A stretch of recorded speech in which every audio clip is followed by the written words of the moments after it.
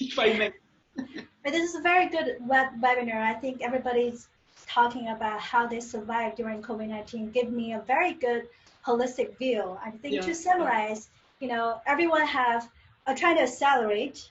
The market is going to become more competitive, and they might have less budget to achieve all of this. So I think this is a good time, for Markable at least, we actually have seen both Weibo and iQIYI want to launch our feature as a site-wide feature, particularly for these reasons.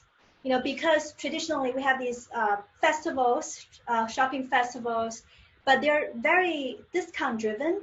So it's actually hard for brands and retailers because you have to carry out really good discounts and to get enough attention, which can be end up a bad thing for some of the brands. But what we do is we're not discount-driven. What Markable can do is help brands to find these mini festivals on the internet world. For example, whenever your favorite new drama episode is aired, a new movie is aired, or a new blog by your favorite blogger is released.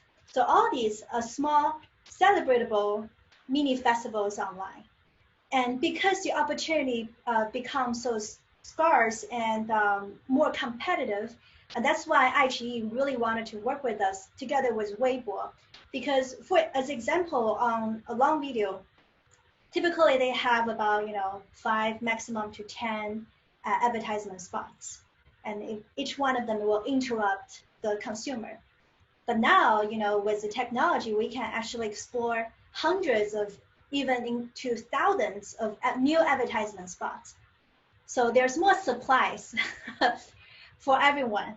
Then the competition might not be too intense. So everybody have opportunities to shine at the right moment, speaking to the right consumers. Next slide. So this experience that we call the watch and shop experience. So here you can actually put the brand name over there to some high-end content. For example, Sex and City was a high-end fashion TV show back in the days, and you can actually complete the purchase directly on the platform or being directed to brands' Tmall store or JD store, flagship stores. The next one is another experience.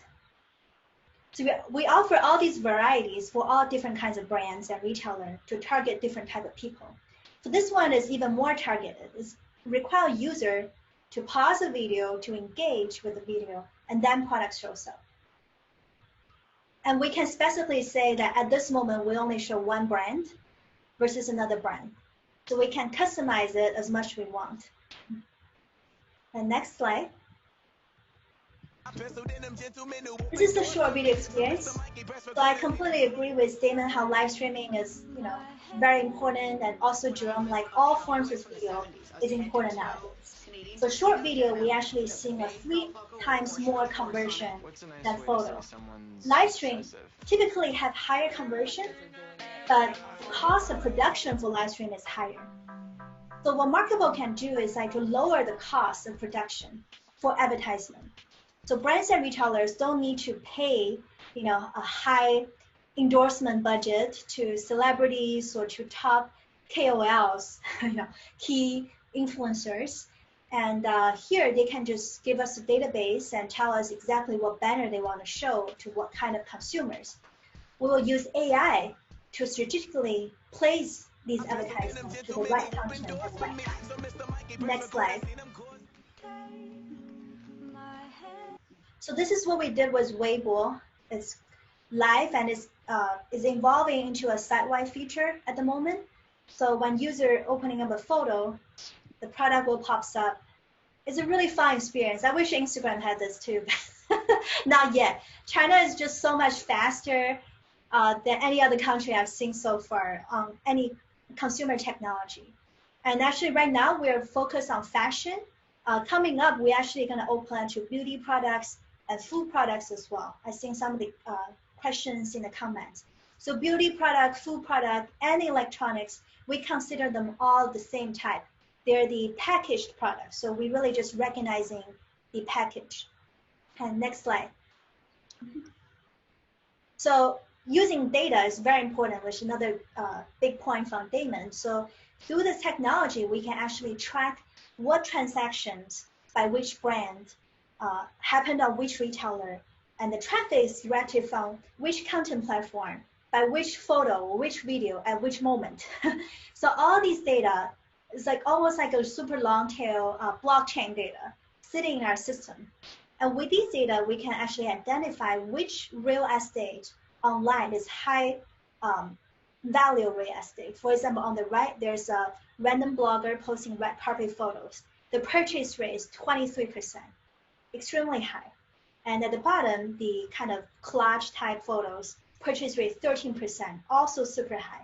And on the left, we know these type of photos typically have lower purchase rate. Mm-hmm. Next slide. So these are the data we collected, and we actually can see specifically on which type of photo and content the CPM value. And these are actually not the CPM we charge the brands. These are actually CPS, commissions converted into CPM. So we can actually see some of the content have 23 RMB CPM value. And the brands doesn't have to pay us 23 RMB. They only pay us when the product is sold. So it's extremely good value for brands. They don't have to worry about their digital spending budget and simply give us their inventory and we'll place them online strategically. So these are, and it's very interesting, we actually seeing like another Damon and Jerome point, like returning customers. Actually, most of these purchases, 95% of them actually are done by returning customers. And we've seen these customers have increase their shopping budget on the single brand or platform by 2x through this technology. Next slide. Hopefully we have time. Okay, are we done? We're yes, at the end. Perfect. That's the end. Fantastic. Well,